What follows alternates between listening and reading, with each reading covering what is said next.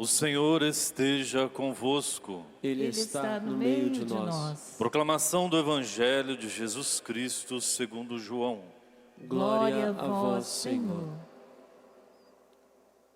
Naquele tempo, Maria, irmã de Lázaro, indo para o lugar onde estava Jesus, quando o viu, caiu de joelhos diante dele e disse-lhe: Senhor, se tivesses estado aqui, o meu irmão não teria morrido. Quando Jesus a viu chorar e também os que estavam com ela, estremeceu interiormente, ficou profundamente comovido e perguntou: Onde o colocastes? Responderam: Vem ver, Senhor. E Jesus chorou. Então os judeus disseram: Vede como ele o amava. Alguns deles, porém, diziam: Este que abriu os olhos ao cego, não podia também ter feito com que Lázaro não morresse? De novo, Jesus ficou interiormente comovido. Chegou ao túmulo. Era uma caverna fechada com uma pedra. Disse Jesus: Tirai a pedra.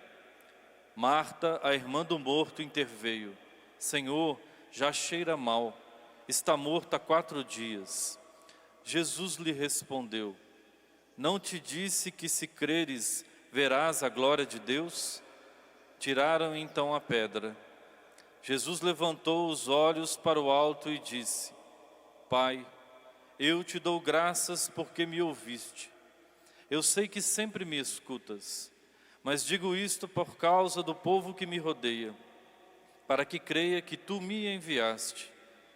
Tendo dito isso, exclamou com voz forte: Lázaro, vem para fora. O morto saiu, atado de mãos e pés com os lençóis mortuários e o rosto coberto com um pano. Então Jesus lhes disse: Desatai-o e deixai-o caminhar.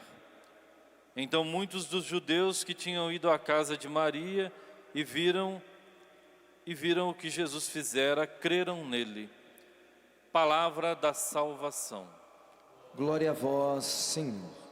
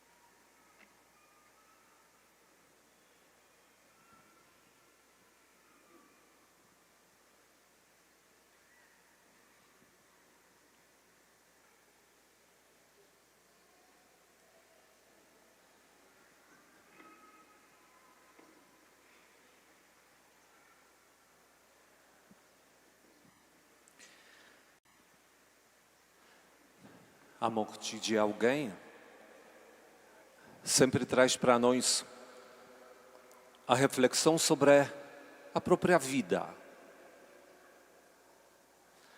É incrível que a morte desperta desse tipo de pensamento. Qual é o valor da minha vida? Por que eu vivo aqui neste mundo? Porque eu estou enfrentando tantas dificuldades, desafios que esta vida é capaz de me trazer. Com certeza, a fé neste olhar ao valor da nossa vida faz toda a diferença. Inclusive no olhar para a morte. Não sei qual é o pensamento de alguém que não acredita em Deus quando ele pensa sobre a morte. Eu não sei, para mim seria desesperador enfrentar a perspectiva da morte com toda a vontade de viver que está em todos nós. Temos que lembrar, fomos criados para que sejamos eternos, assim que Deus nos fez. Por causa disso é natural em nós que a morte parece que não encaixa, que ela é uma coisa contrária àquilo que nós sentimos e queremos ser. Por outro lado, entendemos que a morte faz parte da nossa vida, da nossa história. E mais ainda, a fé em Deus, fé naquilo que Ele nos revela, traz também um olhar diferente e inclusive um ensinamento como viver a vida aqui neste mundo. Como viver e como morrer. Na primeira leitura nós escutamos: aos olhos dos insensatos, aqueles que faleceram parecem ter morrido. Sua saída do mundo foi considerada uma desgraça, e sua partida do meio de nós uma destruição. Mas eles estão em paz. Só a nossa fé nos permite abraçar esta verdade. Abraçar no sentido de fazer ela se tornar presente em nós ao ponto que começa a nos formar. Faz o nosso modo de ser, nosso modo de pensar, nosso modo de enfrentar o dia a dia, de trabalhar e inclusive olhar nos olhos da morte quando ela vai bater na nossa porta dizendo: vem, chegou a sua hora.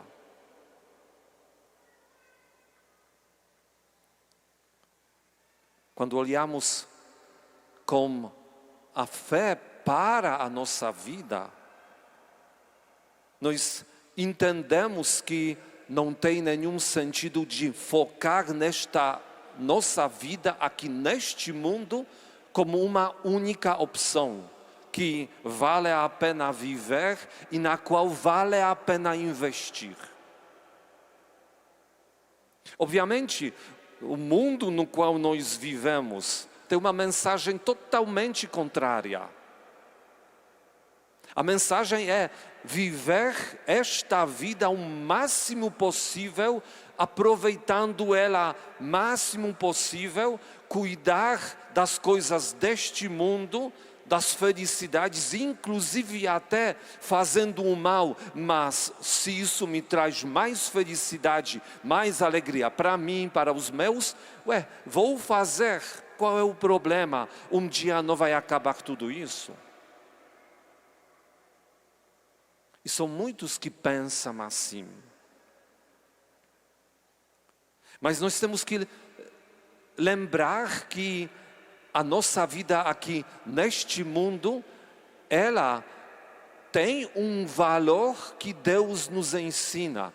Ele nos fala como temos que olhar a vida neste mundo e os valores vividos neste mundo. Basta olhar a Sagrada Escritura. No São João, no Evangelho, nós lemos: quem tem apego à sua vida vai perdê-la. Quem despreza a sua vida neste mundo vai conservá-la para a vida eterna. Temos que então desprezar a nossa vida aqui neste mundo porque ela realmente não tem nenhum valor? Claro que não. Mas a mensagem é que temos que viver aqui neste mundo, mas como se fosse com os olhos fixos lá no céu. Que a nossa vida é muito maior do que aquilo que conseguimos viver aqui neste mundo. São Mateus, no seu Evangelho, nos explica isso com as palavras um pouco diferentes daquelas que nós ouvimos de São João. Pois quem quiser salvar sua vida, a perderá. E quem perder sua vida por causa de mim, a encontrará. Quantas horas vocês gastam com as suas orações, com participação em Santa Missa, com as leituras da Sagrada Escritura, outras leituras? Quantas horas vocês passam nos retiros? Quantas horas vocês gastam numa reflexão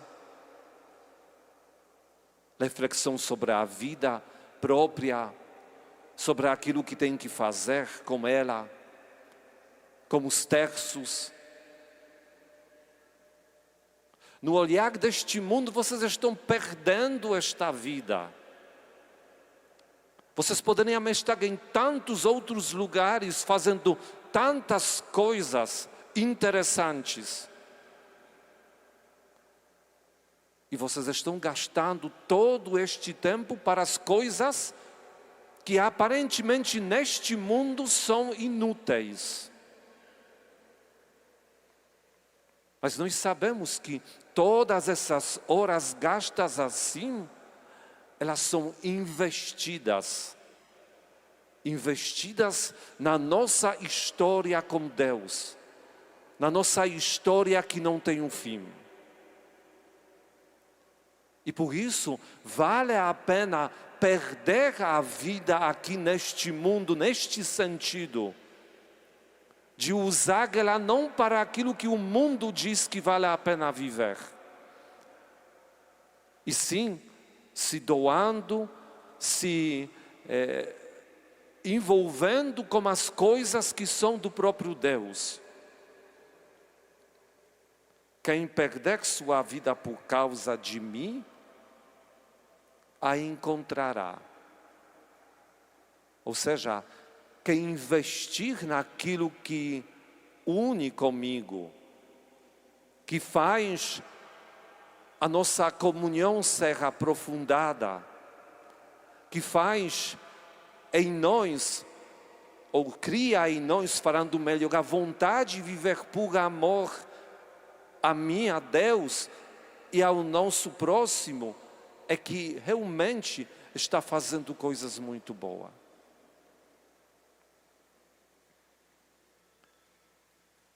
E mais ainda,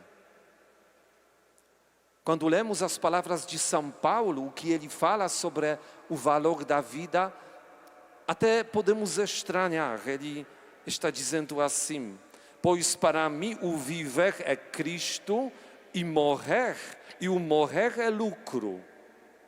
Imagina alguém dizer que morrer é lucro.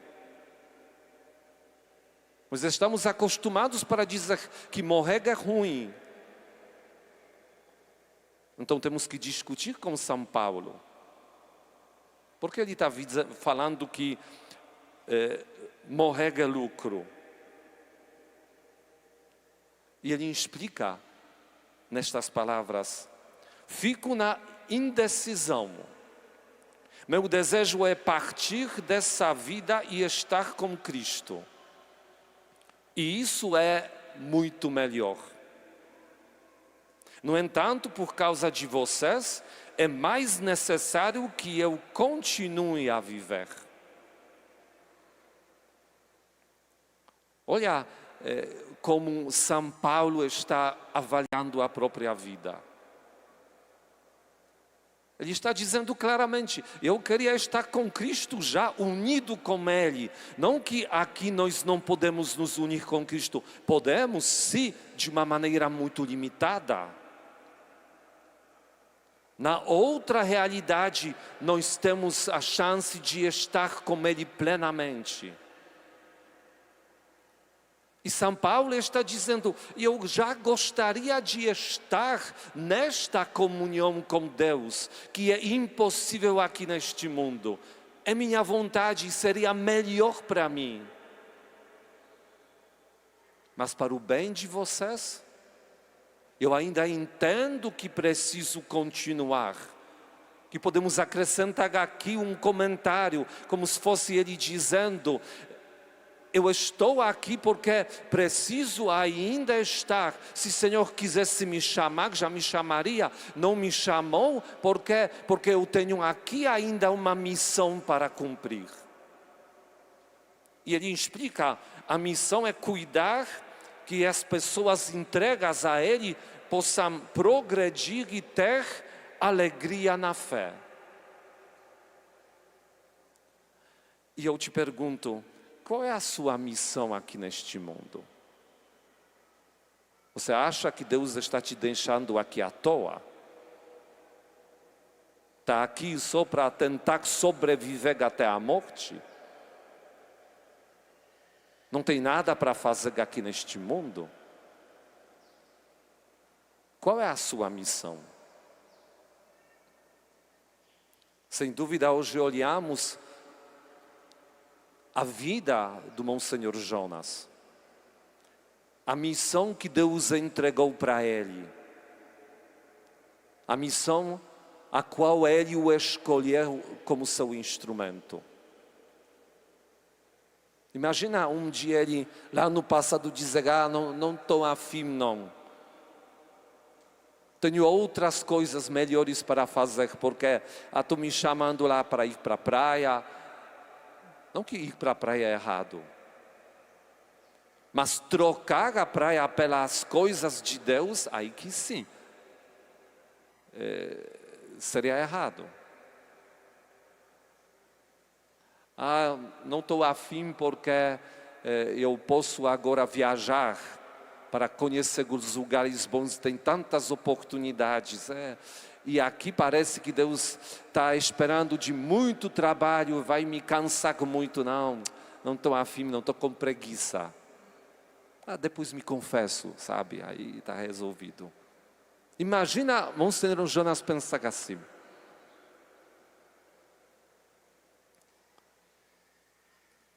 E graças a Deus, ele estava na altura do recado, como se fala. Na altura da vocação que recebeu de Deus.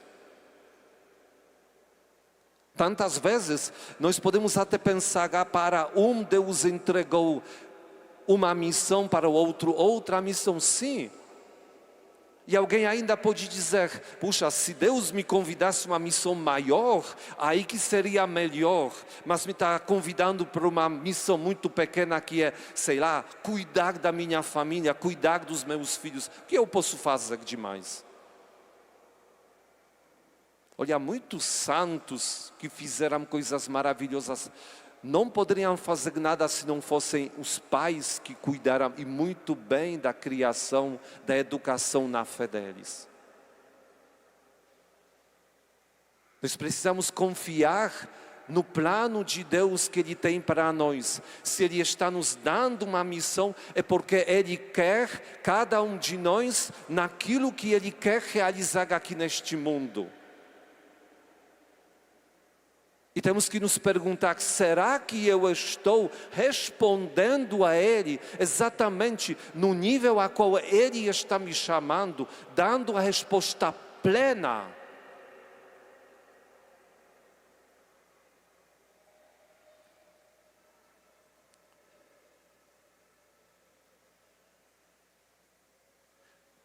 Num projeto chamado A Adoção Espiritual, promovido pela nossa Arquidiocese do Rio de Janeiro, que eu cuido de uma maneira assim particular, nós falamos sobre o valor de cada vida. Nós falamos quanto que cada vida tem realmente a importância que nós, acolhendo com amor materno, paterno, as crianças que nós nem conhecemos, mas sabemos que elas já foram concebidas, mas correm o risco de serem abortadas. Nós estamos realmente acreditando firmemente que cada um de nós vindo para este mundo tem uma missão muito importante para cumprir. Muito importante para cumprir, por isso não podemos descartar ninguém. E eu falei, tem uma missão para cumprir aqui neste mundo. eu acho que não só aqui neste mundo. Eu acredito que chegaram para a comunidade Canção Nova muitas mensagens que dizem sobre a perda que é a morte do Monsenhor Jonas. Vou falar palavras que podem até incomodar alguém, mas prestem bem atenção que eu quero dizer. Vocês têm certeza que vocês perderam Monsenhor Jonas? Vocês acham que perderam? Eu tenho certeza que vocês ganharam. Vocês ganharam.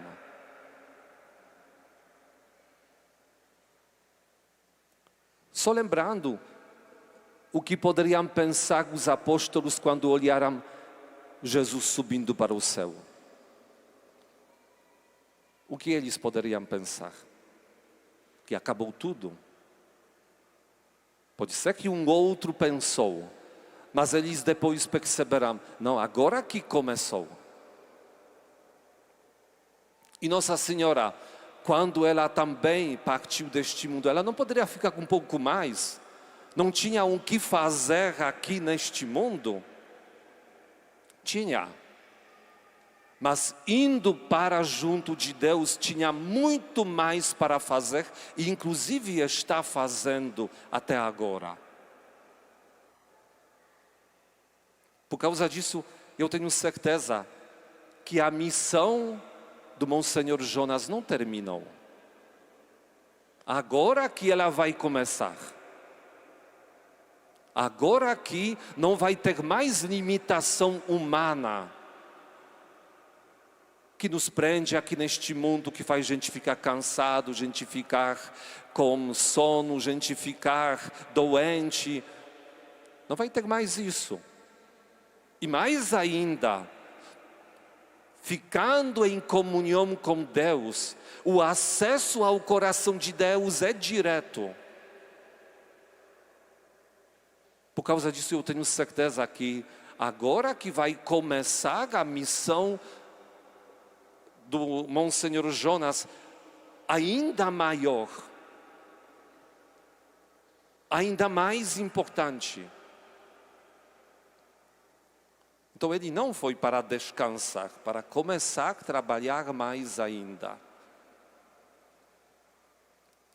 E obviamente todos nós estamos aqui para rezar por ele, porque entendemos que todos nós temos nossas falhas, limitações, e se existe ainda alguma coisa que possa impedir esse encontro maravilhoso dele com o próprio Deus, estamos aqui celebrando as santas missas, levantando nossas orações a Deus, pedindo a misericórdia e mostrando com nosso amor, quanto que Ele realmente merece a vida eterna. E isso tem que marcar, eu acredito, esses dias da despedida do Monsenhor Jonas aqui neste mundo, mas também da festa lá no céu, que está começando para Ele, e esperamos também ter a participação nela através da nossa união que nós chamamos comunhão dos santos, união com Ele mesmo. Por isso que esta realidade da morte que hoje enfrentamos olhando o corpo do Monsenhor Jonas, possa nos realmente levantar como um olhar voltado para o céu, com a esperança da vida plena que está nos aguardando, com qual já colaboramos aqui, vivendo aqui a vida limitada neste mundo. E que de fato as palavras do Salmo de hoje possam se tornar palavras de todos nós. Não faladas é porque está escrito na Bíblia, eu vou ler e está maravilhoso. E sim, para que nós tomamos posse dessas palavras como se fosse, essas palavras são minhas. Eu penso assim, eu sinto assim. Como a corça suspira pelas águas correntes, suspira igualmente minha alma por vós, ó meu Deus. A minha alma tem sede de Deus e desejo o Deus vivo. Quando terei a alegria de ver a face de Deus? A nossa hora vai chegar, sem dúvida. Até então temos muita coisa ainda para fazer, porque se vivemos aqui é porque Deus conta conosco. Como a nossa missão, como nosso trabalho, peçamos para que Ele nos ilumine, para que nos mostre o caminho, para nos mostre a nossa missão e dê a força para que realmente cumprimos bem o que Ele espera de cada um de nós. Louvado seja nosso Senhor Jesus Cristo.